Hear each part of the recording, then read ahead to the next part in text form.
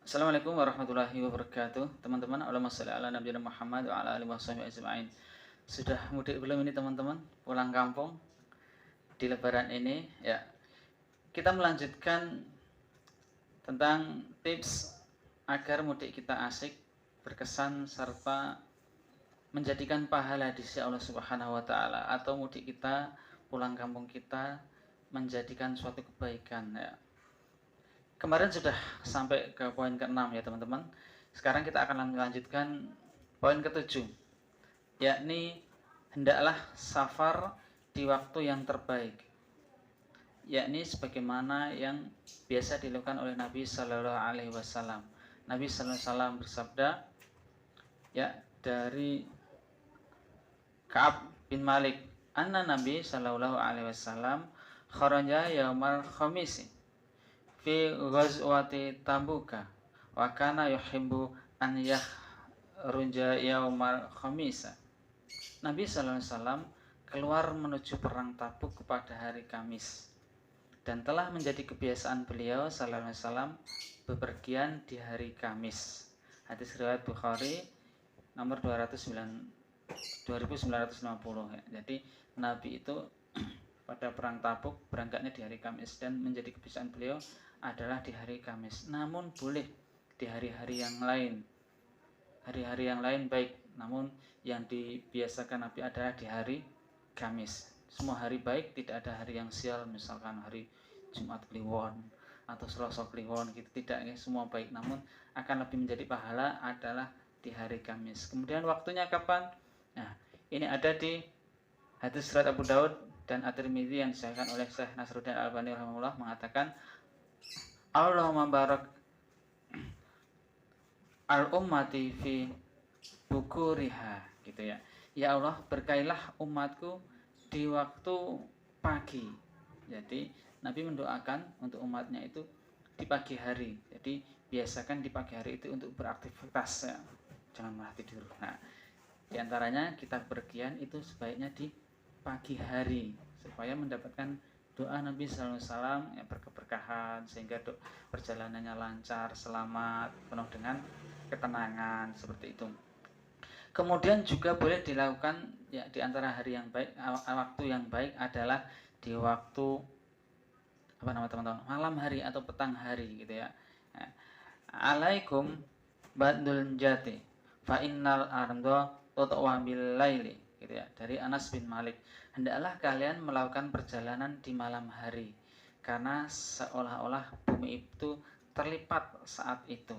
Hadis riwayat Abu Daud, Al-Hakim, Al-Bahaqi, yang disahihkan juga oleh Syekh Nasruddin Al-Albani rahimahullah. Nah, gitu ya teman-teman sekalian. Jadi waktu yang terbaik adalah pagi hari atau malam hari sekalian.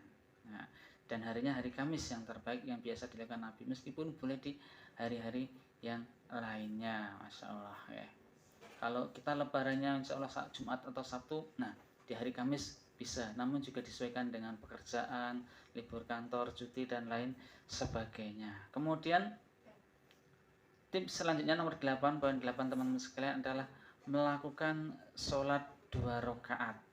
Kapan? Nah, ini ada Nabi sallallahu alaihi wasallam bersabda ya, "Idza kharajta min manzilika fasalli raka'ataini yamna'anika min makhrajis su'i." Jika engkau keluar dari rumahmu, maka lakukan sholat 2 rakaat yang dengan ini akan menghalangimu dari kejelekan yang berada di luar rumah. Nah, di antara sunahnya yang dicontohkan Nabi teman-teman sekalian adalah sholat 2 rakaat sebelum berangkat, agar nanti dilindungi oleh Allah Subhanahu wa taala dari kejelekan-kejelekan ya yang ada di luar rumah nanti di perjalanan ya, entah kejelekan atau keburukan dari tabiat-tabiat yang diri maupun orang lain, gangguan orang lain, gangguan setan dan lain sebagainya ya. Selalu dalam kebaikan insyaallah. Kemudian wa idza dakhalta ila manzilika fasalli rak'ataini yamna'anika min marhalis su'i, gitu ya.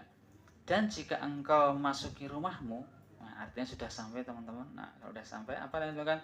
Maka lakukanlah sholat 2 rakaat yang dengan ini akan menghalangimu dari kejelekan yang masuk ke dalam rumahmu. Nah, jadi kalau sudah sampai rumah, sudah sampai tujuan, ya, di tempat orang tua, ibunda, ayahanda, kakek, nenek misalkan di rumah, hendaklah untuk segera sholat sunnah, ya. Boleh untuk salaman dulu, salim dulu sama ibunda, ayahanda, setelah begitu assalamualaikum ibunda, gitu misalkan, terus berpelukan. Nah, boleh kemudian setelah itu untuk sholat 2 rakaat. Ya, oke.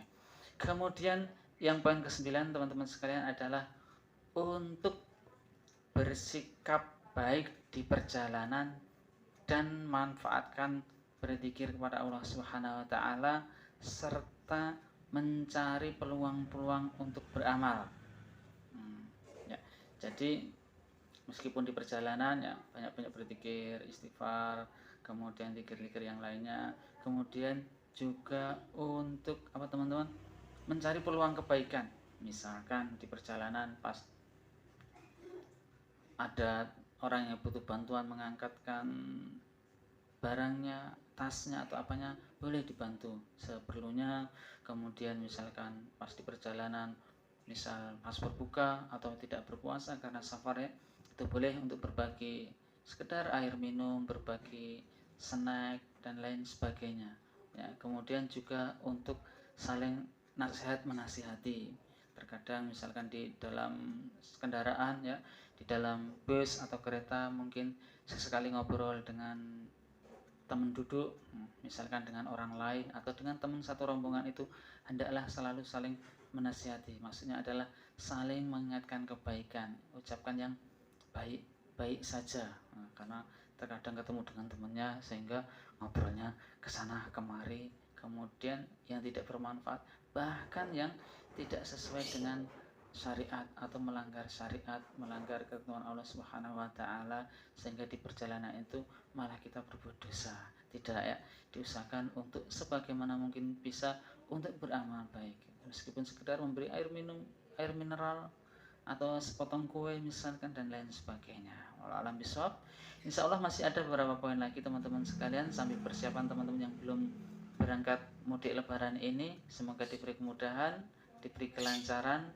Jangan lupa untuk subscribe yang belum subscribe ya, agar selalu mengikuti insya Allah faedah, mengambil faedah dan hikmah dari Al-Quran dan Sunnah Nabi Sallallahu Alaihi Wasallam. Assalamualaikum warahmatullahi wabarakatuh.